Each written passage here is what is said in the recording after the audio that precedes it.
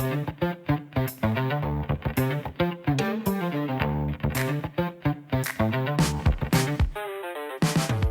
listening to The Abundance Agenda, a podcast about growth and progress. I'm James O'Malley. And I'm Martin Robbins. This week, what if everything we know about the economy is wrong? But first, we're probably buffering as you try to listen to this on a train. So Martin, I wanted to start this week with an infamous character, the controversial right-wing professor Matt Goodwin. So are we talking about inverse nominative determinism, James? Something like that, because I want to talk about the most audience-captured man in Britain, because this week he wrote something that I thought was utterly absurd. The sort of fascinating dynamic here is usually I find out what he's written because loads of people are randomly talking about a topic and saying the opposite. So this week, everyone on Blue Sky suddenly started talking about how amazing London is. And I reckon if I trace that back, there's probably something from Matt Goodwin saying London is terrible. Am I right? You're exactly correct. So Matt Goodwin, the controversial writing professor, he wrote earlier this week, all these things happened to me in London today, he said. So he said, I paid nearly £30 for a train ticket to take me into London from a town just 30 miles away on a Saturday. Fair enough. I can almost relate to that complaint. That's actually less than I pay to get into work in London. So wherever he's getting his tickets from, can you let us know, Matt? But then he goes on to say this. He says, the first person I sat next to, I think from India, decided to have a FaceTime conversation with his friend on speakerphone, so we all had to listen to it. I mean, that sounds pretty shocking, James. Yeah, it is a shock, because here we have Matt Goodwin seriously suggesting that it's possible to have a FaceTime call while on board a British train. Yeah, we really need to call out these offensive claims whenever they're made. I mean, everyone knows that a phone signal on British trains is nowhere near good enough to stream a video call. Exactly, and that's why this week I wanted to start the show by talking about phone signal on British trains. Is there any other news hook other than the world's most tedious man being annoyed at the idea of a brown man talking on a train? Yes, Martin, thankfully there is. We're not just talking about a very annoying man. So this week, the Department for Transport, they announced what they're calling Project Reach, and they're calling it a landmark deal to end mobile dead zones on trains. So the thing that immediately I'm confused by is why are all communications things called Reach? So we had Open Reach, now it's Project Reach. Maybe you reach for your mobile phone, but I've never understood. Sorry for a bit of a segue. Why Reach is like this kind of golden word in communication infrastructure terminology. But leaving that aside, how does it work, James? Okay, so the big headline is DFT, they're paying for 1,000 kilometres of fibre upgrades that will basically increase data capacity on the East Coast Main Line and also bits of the West Coast Main Line. That's the two main railway lines that go north to south in the country or south to north. And also a few bits of the Great Western Main Line. That's the line that goes out to Bristol. And there's further plans, they say, that will eventually get up to 5,000 kilometres of new fibre optics all across the railway network. And I guess hopefully they'll eventually plug these cables into something to make them do something useful. I was going to say, because I'm no expert on trains, but I'm not entirely sure how you would plug the fibre into a train while it was moving. Like, surely it would break at some point or get wrapped around your telegraph pole or something. Yeah, they don't make it entirely clear exactly how the fiber's going to work. I think it's just supposed to be sort of like, here's some clever tech stuff we're doing. But the thing I think that people will actually care about is that they're also pairing this announcement with news that they're working with a company called Freshwave, who are going to put, quote, multi-operator neutral host antennae into 57 signal black spots around the country. So sort of notorious tunnels and so on, where everyone's phone goes dead. And it means that conceivably, because it's multi-operator and it's neutral host, you could get phone networks like Vodafone, and all the normal ones. They'll be able to pay to access these neutral systems, and suddenly everyone will have phone signal using this sort of shared infrastructure. So rather than companies having to do it on their own and build their own stuff, everyone uses the same stuff, and hopefully it'll work for everyone. And that has lots of other downstream impacts for the general national user experience, right? Yeah, this is just a useful, nice thing to have. And apparently they're going to upgrade 12 major train stations that Network Rail run as well, with more signal as well. So is this going to solve all of the problems if I'm a man from, let's say, the south part of Asia and I want to have a FaceTime call on a train in front of a very angry-looking professor who's concerned about his media career? I probably am still going to need some element of luck, right? Yeah, this isn't going to solve everything. So why is phone signal on trains so crap to begin with, right? Is it physics? Is it something else? Yeah, so it's more complicated. So it's physics, but it's also history and politics. And I know a little bit about this because a while back I was talking to a friend of mine who actually works in the industry, and he gave me all of the internal industry gossip, or I guess you could say signals intelligence. So it says in the notes here I should react to your incredibly good joke, but I'm still waiting to hear it, James. Like and subscribe, everyone. Okay, so let's start with the physics. Okay, so since 2017, Ofcom, the telecoms regulator, they've been carrying out really detailed studies of phone signal on trains. My understanding is they literally got, the office juniors to go out on trains with some sort of equipment to measure signal in different areas of the train. So, by the window, in the aisle, in the vestibule. I love the word vestibule. I don't know if it's Yes. a well-known thing, but it feels like that's the real sign of a train nerd. If you're alighting from the vestibule, you're talking to a train nerd. So what they've actually built is a really detailed map of where all of the crap signal is on British trains. And I'd love to say you can go to a website and see it, because there is actually a map online, but I couldn't get it to load earlier on three different devices. So I think something's broken with it. But anyway, the upshot of all of this is that it turns out from this study that older trains are actually better for getting phone signal through than newer ones. So I'm not going completely mad then. That is the case, right? Because I have kind of noticed this. Yeah, I've noticed it as well. So I've travelled fairly regularly on the Midland Main Line over the years up to see my parents in Leicestershire. And, I've always found that the old British Rail high-speed trains, these rickety old trains from the 1980s, these always have much better signal. They were phased out in 2021. And these more modern, they're called Meridian, Class 222s for the train nerds listening. Hark at you, Francois Bourgeois. These are like Faraday cages, and you get on the train, and then you realize, oh no, I'm stuck alone with my own thoughts for an hour or whatever. It's horrifying.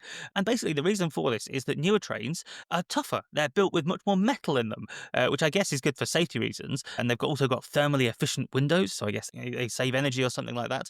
But it does make the trains impenetrable to phone signals. But I've travelled on trains in Europe quite a lot, James. So they don't seem to have the same problems there. Like, why are trains in other countries that are new apparently having a much better signal? Yeah, so this is where we get to the history and the politics part of what's going on. So, according to my friends, the French have actually figured out how to do this and get a good phone signal on trains. Oh, no, Nelson would be furious. This is a terrible development. Yeah, I guess they must have put in a full 40-hour working week to try and solve the problem.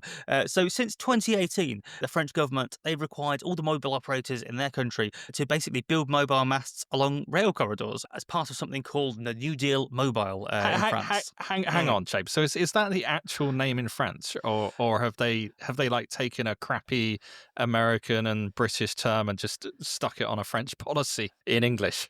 Maybe the phrase New Deal has the same cachet in France because, whenever you want to do anything here, you just go call it a New Deal, whatever, the Green New Deal or something, because it harks back to, good things in the past. So I'm guessing it's something similar there.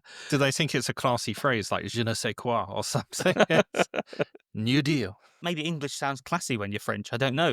But anyway, so this is a very different choice to the one that our government made over here. Because obviously, when you're trying to persuade the mobile operators to do stuff, you've only got limited political capital to do so. You can only push them around so much before they decide that business isn't a good idea. And what we did in Britain, instead of saying build your mobile masts near the train network, we said to the mobile operators, build new mobile masts as part of the shared rural network, sort of in ultra rural places. So the government made a commitment years ago now to try and get 4G to 95% of the UK by December of this year. And it uses actually similar infrastructure to the Project Reach stuff I mentioned earlier. So again, the idea of the shared rural network is you can have just like a shared mast or receiver in really rural communities like tiny villages and so on. I've seen all sorts of videos put out by like EE and so on where it's like they've installed like a relay. So it's like a wireless relay, almost like a mesh network in your house or something to try and get phone signal to one of these little tiny villages. But basically, yeah, that was the choice we made. We said we're going to prefer that and prioritize rural areas over railway lines. So, which is the correct thing to do, right? Because I live in a tiny village, James, and I've got perfect 5G signal, which is brilliant. And also, when I go on the train, I want everyone else to shut up. So it's the best of both worlds. This is a big cultural divide between us, Martin, because, I'm a metropolitan elite. I want my 4G or 5G on a train. If I can't stream in 4K while zipping between two cities and never having to think about the countryside outside the window, I'm much happier Or you that could way. just read a book if you can even remember how. But anyway, My brain is far too idle for that. But yeah, anyway, so the French have also gone a lot further than this. So it's not just about the sighting of the masts along the train network. So French trains, most French trains anyway, like, especially TGVs, the big high speed trains, they've all got installed on them high gain antennae that repeat a phone signal to people on the train. So the receiver on the train, it picks up the signal. It's a much bigger receiver than the one in the phone, and then just repeats it out so people on the train can pick it up. Like there's a traveling cell tower inside the train. And we have this in our country on some trains, on the East Coast Main Line, the Azumas, and the West Coast Main Line, the Pendolinos. This really is an episode for the train notes, isn't it? you really are throwing these Yeah, names yeah, around like anyone has a clue what you're talking about, but carry on. yeah. So basically, we've got similar technology theoretically on the East and West Coast Main Line, but obviously the masts aren't sighted quite so well. And then also the ones in our country, for whatever reason, it doesn't rebroadcast like the 4G or 5G signal. It just takes that signal and turns it into Wi-Fi. So you can theoretically log on to the Wi-Fi on one of these trains and get, I guess, a better 4G or 5G connection than you would through your phone. But most people, you just get on the train and you're just using the signal which your phone can sniff out itself from a mast somewhere miles away in the countryside, which is just by coincidence has managed to get into the train. Which, I mean, that's a revolutionary thing because I don't think I've ever actually connected to Wi-Fi on a train and got any internet from it. In fact, I never Hmm. really understood what the Wi-Fi was for on trains. So this would be a hell of a development. My assumption is it just doesn't work as well, but I guess maybe now I know this fact, maybe next time I'll try it out. But here's the really interesting thing, right? So when HS2 is finally built, they're going to use this French system. So the HS2 telecoms contracts, or at least the plans for it, they're going to install a bunch of trackside mobile equipment. It will be HS2 Limited or one of the contractors doing that. They'll be putting the repeaters on the trains. And then once HS2 is finished, so whenever that is, see episodes pass him for that. O2 or EE or Vodafone will be able to just pay some money and again get access to this equipment. So theoretically, HS2 will actually have pretty good connectivity, which will be useful in 2050, whatever, whenever the hell it opens.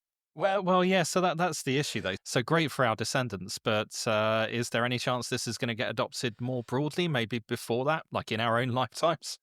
So I hope so, but the way my friend described it to me was it's basically a political will problem because you Oh need no. politicians to, I know this is the worst thing, so politicians need to choose this as a priority. So the problem is that while it's quite easy to put mobile infrastructure in a small, intensively used system, like they're currently rolling out 4G on the tube in London, that's quite easy because the tube is ultimately a relatively small system and it's used by thousands and thousands of people. So you're guaranteed to basically make your money back or make it sort of worthwhile from a sort of business perspective. But then you scale that over an entire country, and suddenly you need tons and tons of equipment to go Yeah. these incredibly long distances, and that comes back to being sort of a physics problem. But here's the really interesting thing. So this announcement also came a couple of weeks after the publication of the government's big industrial strategy, and there was just this one paragraph in there, and I'd love to know more details about this. Maybe I'll have to start asking some questions.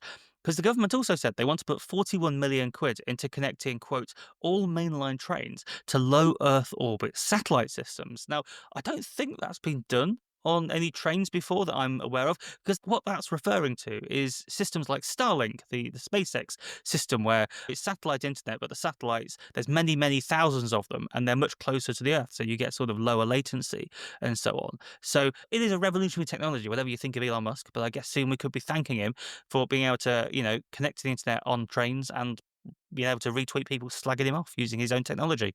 I mean, it does seem sort of ironic that you can connect a train to space, but not get one to run into Euston Station. But so I mean, one of the issues with satellite technology, though, it's not as fast as fiber, right? So isn't that still going to be quite a big limitation? Yeah, and this is ultimately why train Wi-Fi or train 5G is always going to be a bit of a nightmare because my friend points out as well, our bandwidth expectations, they're always increasing. We always want more. So at some point it's going to be offensive that we can't stream in 4K HDR wherever we are in the world. And so ultimately even if we have 5G or Starlink, these things are still going to be a bottleneck. If everyone on the train is trying to max out their 5G or max out the Starlink connection, we're all going to be seeing the buffering wheel again. So the only real solution, the only proper scalable fix is to install millimeter wave base stations. And this is a technology which is basically designed, it's part of the 5G spec, so it still exists and it's still used at the moment. But it's basically designed for use on a street by street level. So the idea is that if you've got a really dense city like somewhere like central London, you can have a millimeter wave base station almost on a street by street basis, and it will provide signal to all the people there. But then if you imagine that sort of range scaled across hundreds of miles or thousands of miles of railway line, then suddenly you can imagine why that starts to get quite expensive. Well, I mean, this is the big problem. So you need a way to basically roll out hundreds, thousands, perhaps even hundreds of thousands of tiny 5G transmitters in a way that covers as much of the population as possible. And I suppose, James, ultimately, this is why the government created the coronavirus so that they could create the COVID vaccine with the 5G transmitters in it. They had an excuse to inject that into the population, and all of us can become our own 5G transmitter. It's a beautiful solution, James. And maybe we really will get that high bandwidth experience on trains after all. So, Martin, there was also big news in the world of statistics this week. What are the odds of that? There was the Devereux Review that was published into the Office of National Statistics, and I understand it was pretty worrying. Yeah, so James, this podcast, as a regular listeners will know, where we're all about abundance and growth and how can we make a better world? How can we have more and better stuff? And all of this ultimately involves numbers, right? Yeah, I think numbers are very important, and I really like it when I see the line going upward. Yeah, or down in the case of bad things. But I think, Hmm. we can all agree we like good things to go up, bad things to go down. But here's the question, which is how can you make a line go up or do anything if you don't know what the line was in the first place? And so how do we measure that line? So, are we talking here about GDP or employment or the cost of living? I guess all of these sort of things that the ONS would typically be looking at.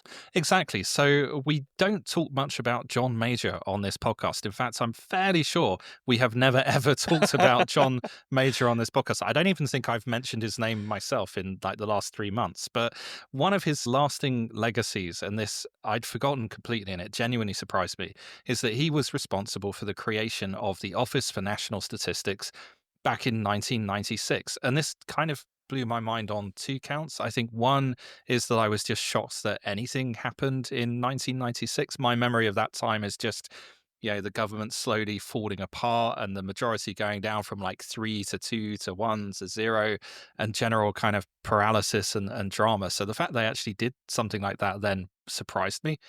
See, you're a bit older than me because my memory of that time is mostly, Teenage Mutant Ninja Turtles or Power Rangers or something like that.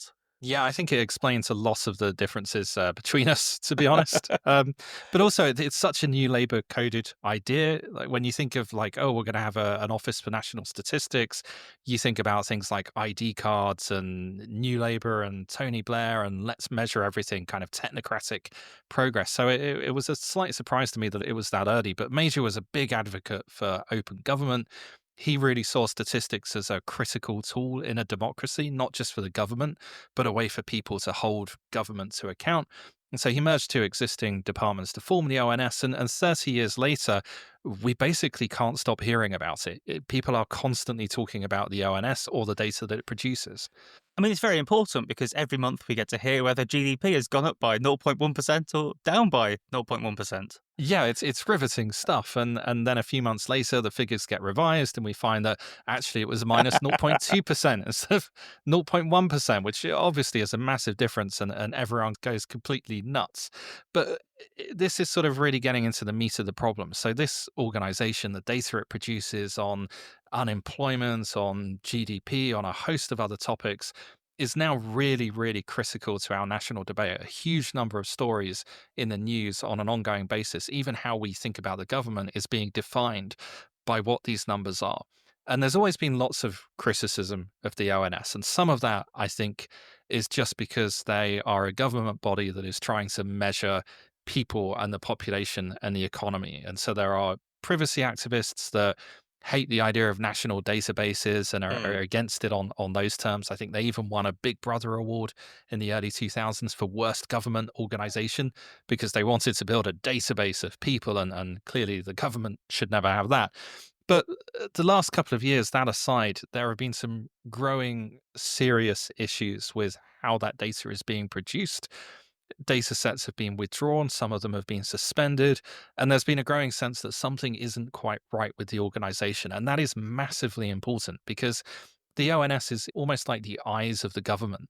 Like, if you can't trust that data, if the Bank of England can't trust that data, if we can't trust that data, how do we even know what's going on? How do you know what's happening to the economy or make any sensible decisions about it? That's a big problem a lot of dictators have in that because nobody dares tell them the truth, they always make really bad decisions. And that's a genuine like political science thing that explains Yeah. why a lot of them are terrible. So, Martin, give me some background on the ONS concerns. Why is everyone getting upset? So there have been issues, very high profile issues with a whole range of different data products, like several of them, and the major ones as well. So the Labour Force survey is one example. Labour Force, I know it sounds like a military offshoot of the Labour Party. Liz Kendall there, well, on a tank or something. Yeah. What an image. But for years, the ONS have gone out and surveyed people to find out about employment trends. So they go out often into people's homes to interview people and build up a picture of employment, unemployment, and economic inactivity. So people who are retired, people who have chosen not to work because they're looking after kids or whatever. And that data is very, very important for obvious reasons. What's the unemployment rate? The Bank of England uses it to look at how hot is the economy running, and therefore how do we set interest rates? Like, your mortgage payments, if you're lucky enough to have one, are somewhat dependent on this data. And this is the main source of data that we have for it, the labour force survey. But by the end of 2023, the response rates for it were so bad, they were down to 17%, 1 7 at one point, that it basically was useless and lost its accreditation as an official statistic.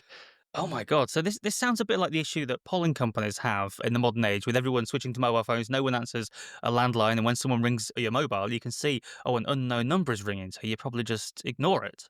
And then this has led to all sorts of problems, like in America, for instance, it undercounted Trump voters because Trump voters are sort of untrusting people who don't answer phone surveys and ignore unknown numbers.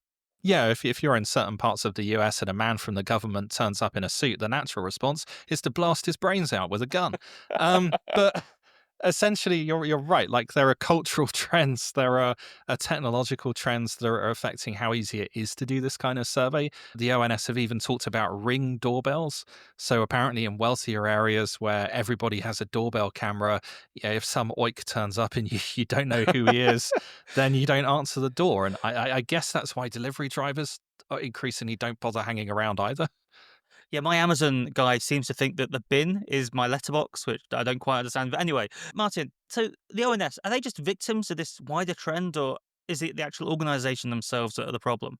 So I've cunningly given you something of a red herring here because, yes, it's true that measuring a 21st century economy is difficult.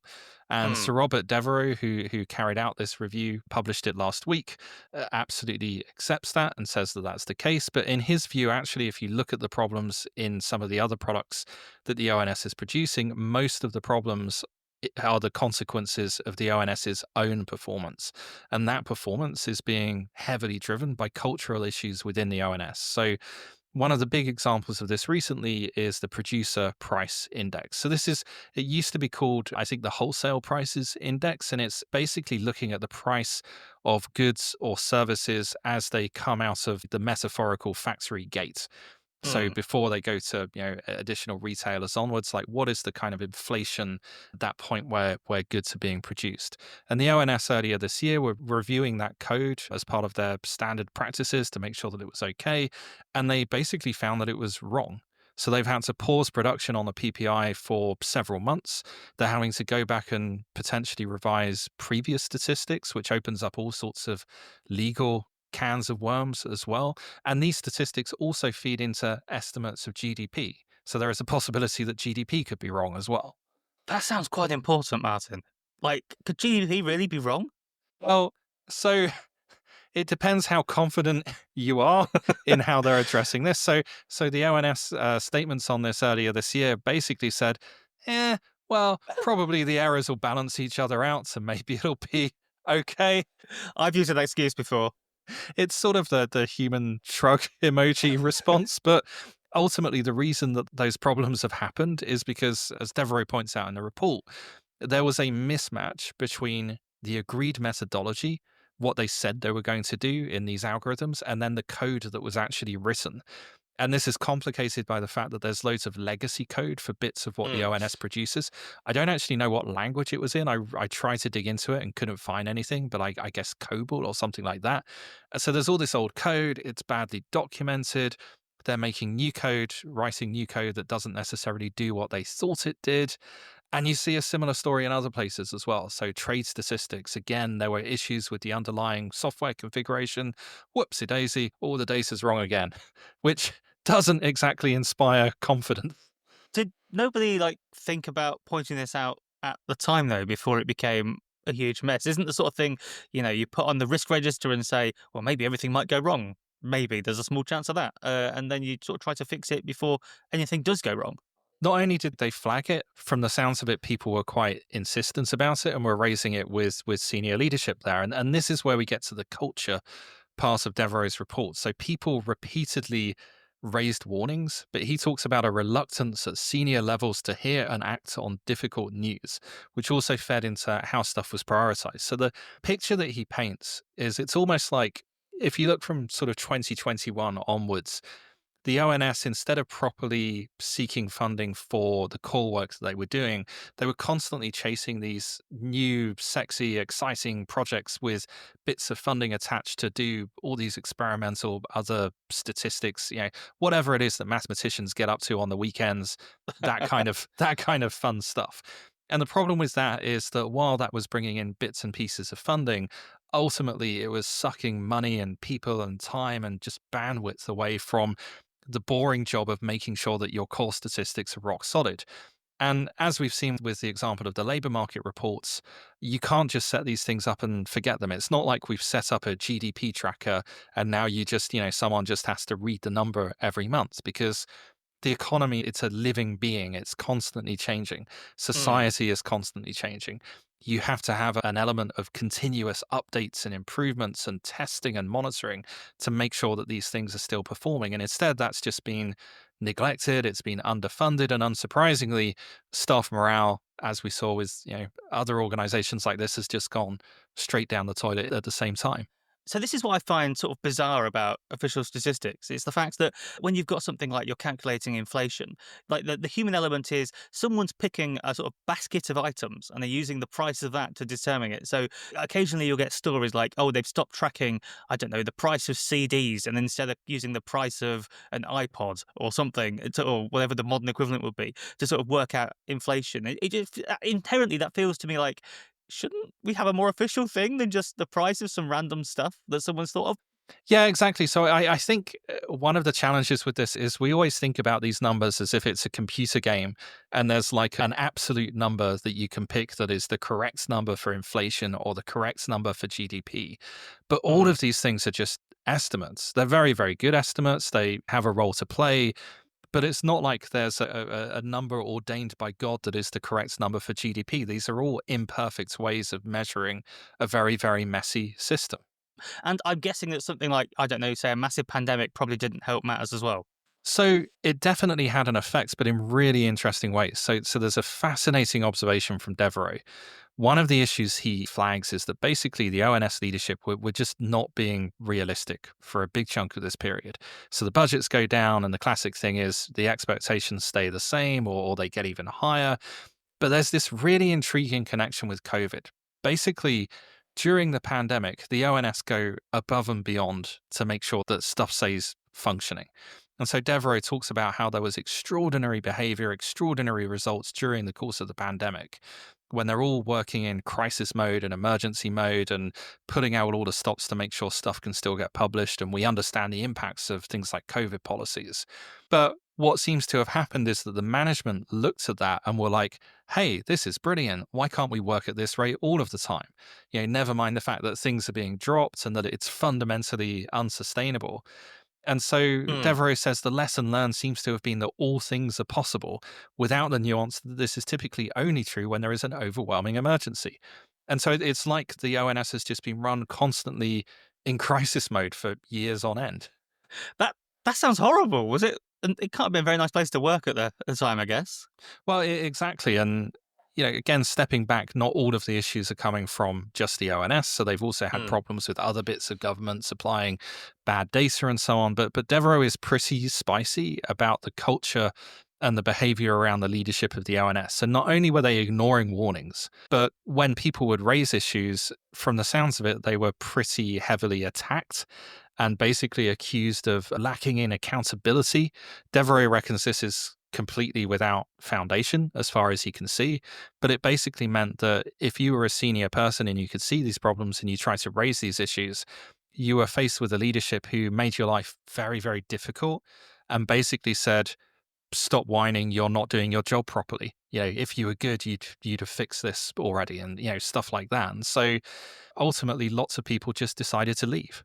And so a whole bunch of experienced senior people at the ONS have walked out of the door over the last few years. So that's depressing. So this review has now been done.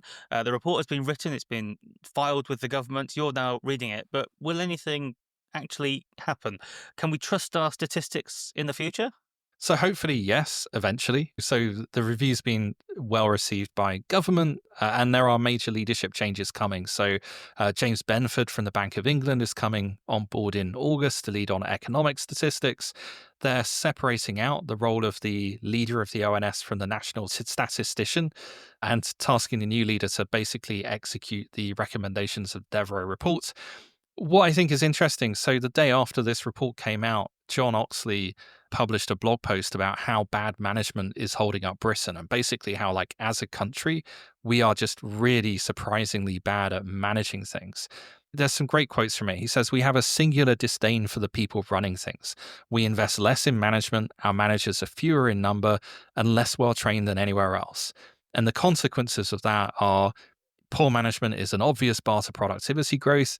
It's a major source of churn in the workplace.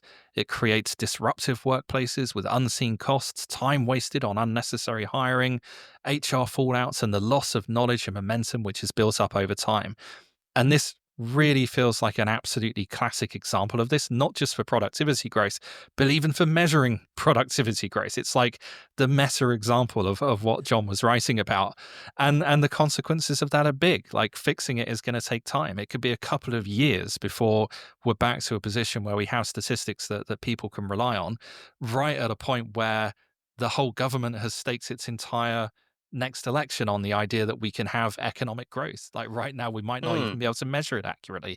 And it's all because we didn't invest in good management to begin with.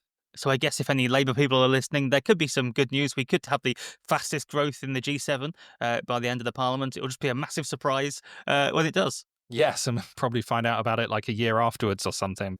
Yeah, and finally, Martin, I guess there is one statistic I still trust in, though, and that is our subscriber numbers. And I'd like to see that line continue to go up. So, yeah, if you're enjoying the show, do subscribe and share the show and do all of that and help our statistics remain exciting. So, Martin, before we continue, let's do a quick bit of housekeeping. We've just plugged and said subscribe and like the show. Of course, you should do that. But what you should also do right now, if you're enjoying listening to the Abundance Agenda this week, is grab your phone, get a link to the show, and send it to your friends. Send it on WhatsApp, post it on your social media, and then go over to your podcast app and give us a nice review. That's a lot of instructions, but you should follow all of them. Or else. But anyway, we also, in addition to doing this show, we write our own Substacks every week. Martin, what have you been writing about this week?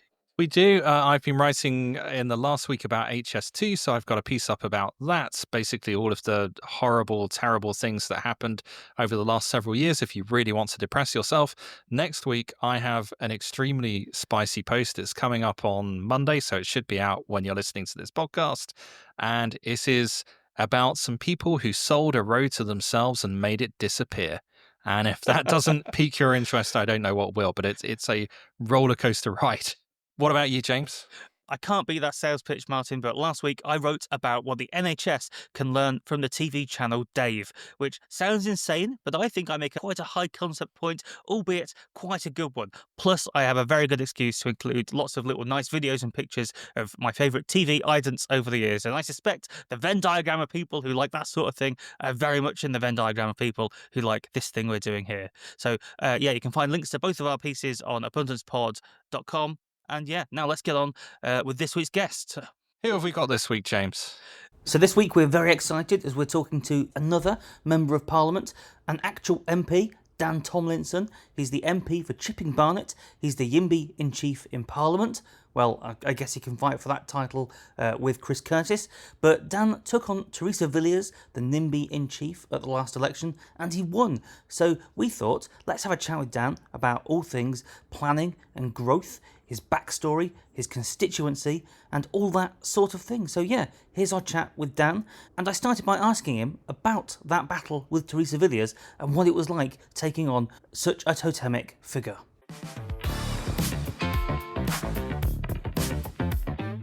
First of all, let me say thank you for having me on your fantastic podcast. I'm a big supporter of lots of things that you've been talking about, and I think we've got lots in common. And we don't have very much in common with Theresa Villiers. And yeah, up in North London, a very beautiful, very nice suburban part of our fantastic capital city. You can't really get more northern and still be in London, and more suburban. There was a battle taking place. I was selected 2 years before the general election, 2 years of knocking on doors, meeting people, and being clear that I was standing on a Labour ticket, and a Labour ticket that was pro-growth and pro getting stuff built again in this country, and in a constituency that had never voted for a Labour Member of Parliament since it was created in 1974. The good people of Chipping Barnet returned me as their MP, so it was a very, very good election result. Given your majority, I think it's what, 3 or 4,000, something like that, and you're such a different figure and represent such a different set of values to your predecessor. Are you worried with your sort of such a pro-building message? Are you worried about being so bold about this, given your constituency? Well, I think that fundamentally the thing that we need to do to grow our economy is to make sure that our planning system doesn't stand in the way of the investment that we need for the private sector to do, and we need to increase public sector investment, which the Chancellor's done. And Mm. next week we'll hear in the spending review how that extra £113 billion of public investment is going to be spent. If you look at all of the analysis about what's fundamentally true about our economy, in 24 of the last 30 years, we invested as a country less than every other country in the G7. Those sort of fundamental truths sort of guide me and what I think about the economy. And Mm. I don't think there's any point in being a politician who has a diagnosis about what's wrong with the country and then shies away from it and pretends it doesn't exist. I think that's true on lots of topics, which we might not get into today, but it's definitely true on growth and our stagnation. And then the other thing I would say is that as I knocked on doors in Barnet in the election campaign, and as I have done since, I'm out every single week, there are lots and lots of people who can see the impact of a failure to get stuff built in their day-to-day lives. Families where the main voters in the household are in their 60s, but their kids are still living with them, and the grandkids have been born and still live with them too, the little toddlers. Or families who are paying through the nose for their energy bills, or their housing costs are through the roof. You can see this over and again. And I think that's part of why the constituency went Labour for the first time, is you had more people who had been affected by our sort of long-term economic failure and were willing to vote for some change for the first time. So you're also, in addition to representing Chipping Barnet, you're also the government's appointed growth champion for the growth mission. It sounds like you should be like a Roman gladiator in the Colosseum doing the scrapping while Keir sits in the stands, I guess, watching on. But was there a moment when you were persuaded by the importance of growth? Were you growth pilled at some point in your career and you thought this is the thing we need to solve?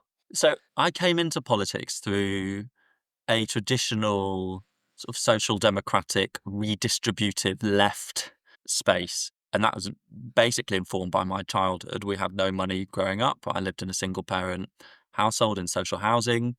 And for a time, we lived in emergency and temporary accommodation. And I saw the good that the redistributive state did for me and my family. My mum got tax credits, which were a reliable source of income each month, rather than universal credit, which is a chaotic system that the Tories designed that's really difficult for low-income families to manage. When I went to sixth form, I got the educational maintenance allowance, which the Tories then scrapped. I got a grant when I went to university for my, I saw over and again that the redistributive programme of the Labour government was good for kids like me who wanted to work hard and get on in the world. And from my background, without the help of the Labour government, who knows what would have happened. But then, over my career as an economist, before I was in Parliament, I worked at the Treasury, then at the Resolution Foundation for 7 years. I just saw over and again that the ability for the state and for the centre left to do the things that it wants to do when it comes to redistribution, it cannot just be fulfilled through higher taxes alone. And, the Chancellor put up taxes a lot in the budget last year, £40 billion. We've got one of the highest tax takes that we've had in our history. We should be clear, it's still a lot lower than in other countries. But the route to widely shared prosperity comes through economic growth. And I saw that over and again in the evidence. I saw the stagnation under the Tories, and that sort of increasingly made me growth piled. And then I think I became sort of really interested in the housing side of things, just again, understanding that if you look at modern Britain today, I actually think one of the biggest injustices and inequalities that we have is the fact that, if you look in a constituency like mine, a young couple in their 20s, even just 30 years ago, could have put aside 5% of their money for a few years and saved enough for a deposit if they were on a typical income. Now that same couple would have to be earning hundreds of thousands of pounds a year to be able to put away 5% of their income for 3 or 4 years to be able to save enough for a typical deposit. Like, that is a catastrophic failure of our country. It's harming the individual living standards and the prospects and the ability for people to fulfil their aspirations who, want to live in constituencies like Chipping Barnet. But fundamentally, it's also really harming our prospects as a country, as an economy, because people can't live where they want to live. They can't live near the jobs that they want to take. And so just over and over again, seeing the impact of that has made me really care about this as an issue.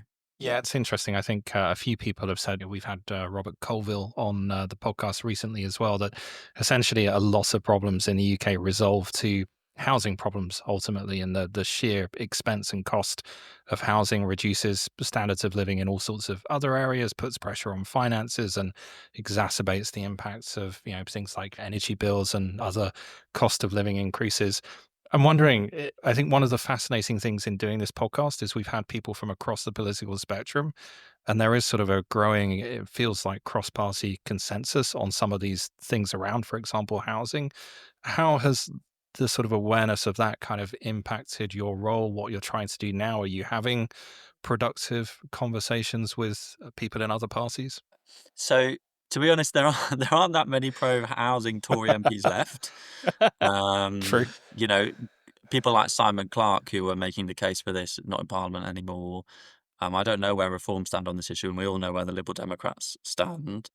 At the same time, though, I have found that some of the people at organisations like Britain Remade are doing a really good job of articulating in a really clear way some of the challenges with the planning system, the evidence that they gathered on, hundreds of thousands of pages of the planning document for the Lower Thames crossing, and the research they've done looking at how you can build trams more cheaply is really, really important.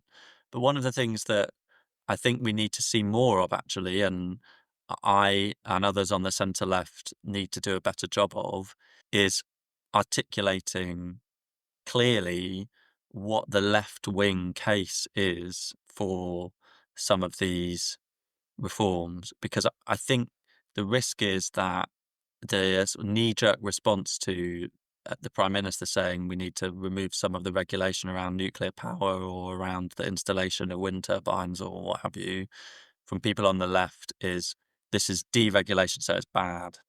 But we need to be better at spelling out clearly that these regulations have not been put in a way that serves the interests of the working class, everyday people in this country. They serve like lobby groups, they serve particular interests, they serve risk-averse lawyers. They don't serve the constituents of mine who are paying twice as much for their energy bills as they were a few decades ago, who would be paying less, if someone like Nick Clegg hadn't said in 2009 we didn't need to build a new nuclear power station because it would only come on stream in the early 2020s. We have to be making that case that these reforms mean lower bills. And who pays the most on their bills? It's working class, lower income families. These reforms mean cheaper housing, but they also mean more choice in your housing, because who do we know is more likely to live in overcrowded and damp accommodation?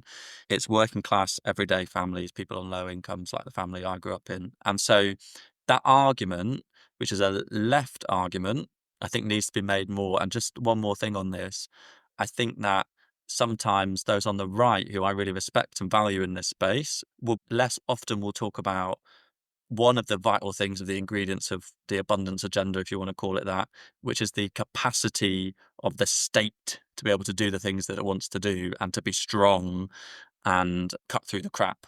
And I think that doesn't just mean deregulation. It means probably having more people working inside a department like DFT who are experts, rather than outsourcing it to contractors or to consultancies. It means some of these changes as well. And I think that those arguments will be really important to bring forward too.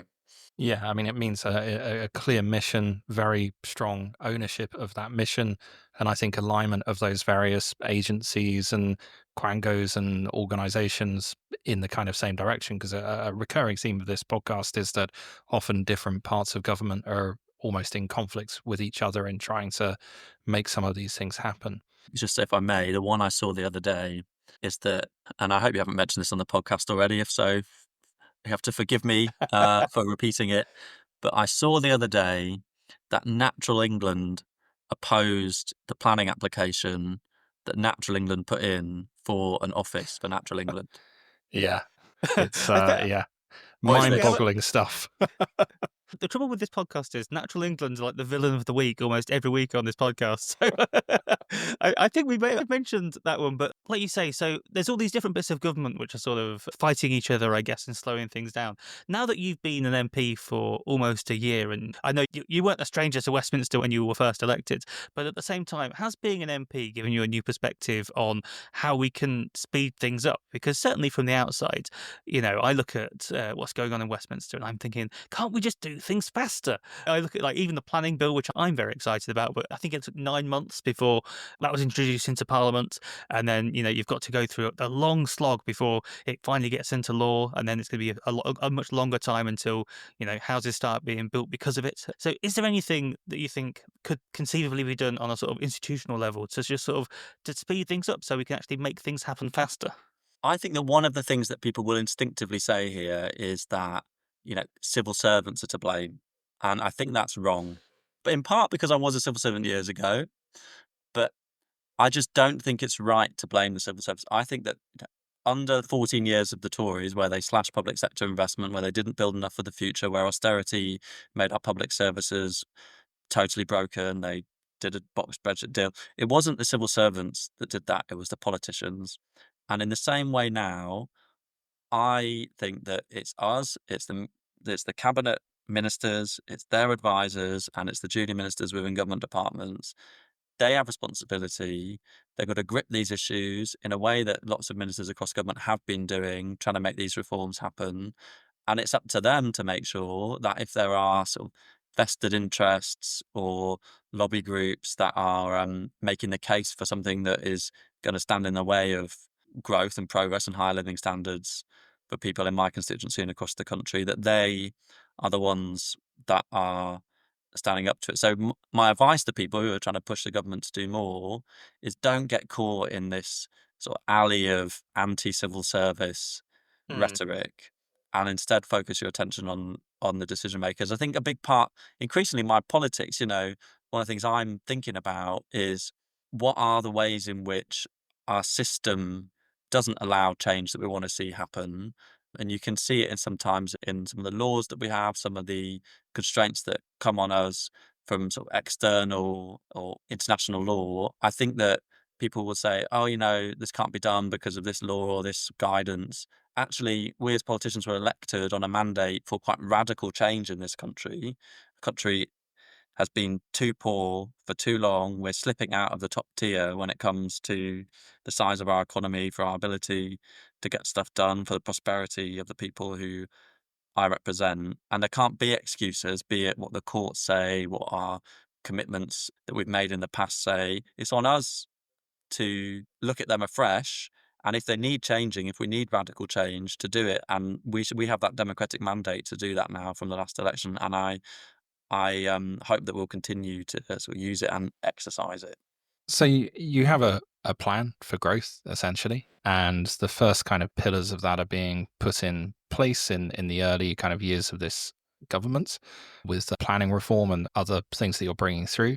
What does the sort of moments that you get to where you kind of look at the results of that and you think, okay, there's actual real concrete change improvement showing? What do you think that kind of looks like if we fast forward? I'm not going to say the next election because I hate talking about things in terms of elections all the time, but let's arbitrarily say 3 or 4 years from now. What would kind of a successful consequence of the changes that you're making now look like, do you think? So for me, I would like, for example, to see in a whole range of places across the country, particularly in areas where there's highest demand for housing, we are actually building some new towns.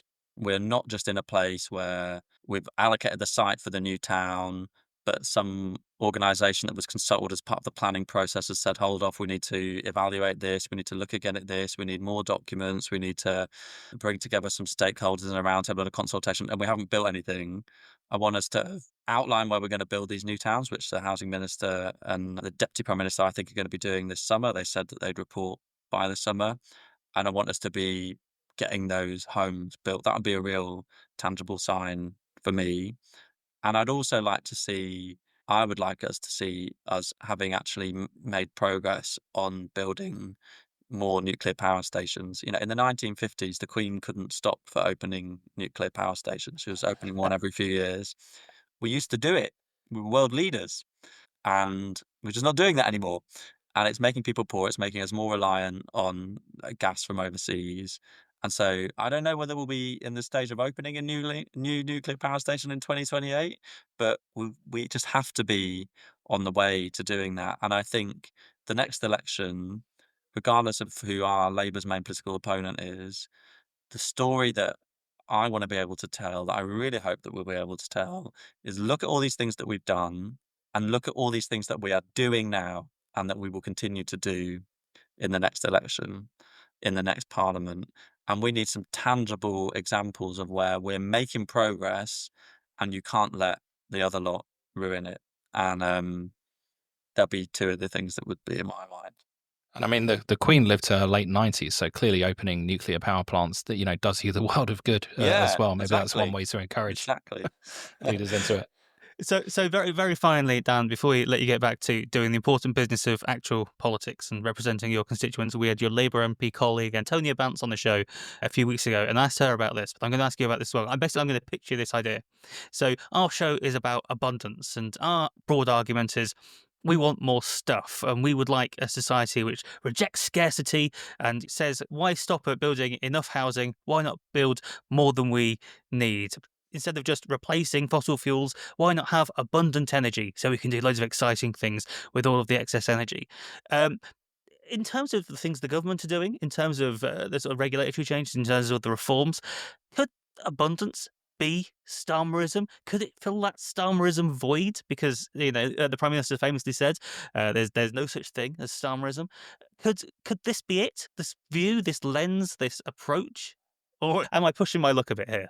Um, I think that fundamentally, a lot of what we three support in terms of the abundance agenda, as I said, is the right thing for the country.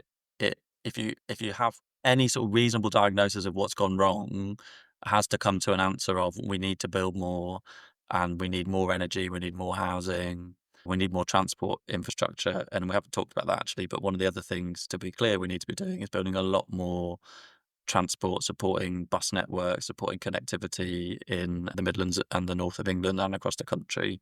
It's not just about London and the South East. Mm. But the reason I don't think it should be at the heart of the political project, James, is that I don't think that as a political narrative, it is big enough and broad enough and clear enough to get, 40% of the vote in the election as the main thing. I think that, there might be 4% of people who are like us, who think that, who are in the weeds of this, who think it's the right thing, who enjoy reading the planning bill and figuring out how it could be amended or improved, or what's coming next in terms of the planning changes that the Prime Minister's going to announce. But I would much prefer us to be in a place where we weren't doing big comms on abundance agenda type stuff every day, but instead we were getting on with that in the background, growing our economy, laying those foundations of higher prosperity for people across the country. And then what we were talking about and what we are talking about is how we can improve the cost of living, how we're improving public services, how we're making progress on people's priorities when it comes to migration. They're the things that are at the top of people's mind, not the planning and infrastructure bill.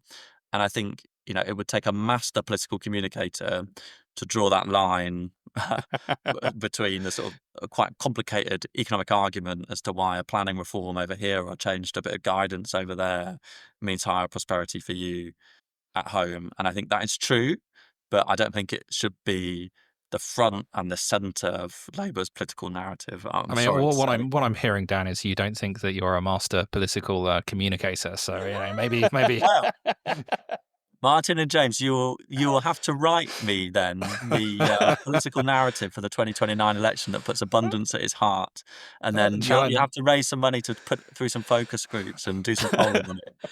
It sounds like you're saying I should get rid of the 20,000 abundance T-shirts in my garage, ready to go. But well, no, because I'm sure there are 20. I am sure there are 20,000 people who support it. I'm just not sure there are 12 million. Fantastic. On that note, Dan, we'll let you get back to work. So, Dan Tomlinson, thank you very much. Martin, that's just about it for another show. How do you think it's gone? It's got everything, James. It's got trains. It's got racism. It's got maths. Like, what more could you want? Just to confirm, we're pro-trains and anti-racism. And ambivalence on maths. So, if you've enjoyed the show, remember, review us on your podcast app, tell your friends, etc., etc. Read our Substacks. Links are on abundancepod.com. But for now, thanks for listening. See you next week.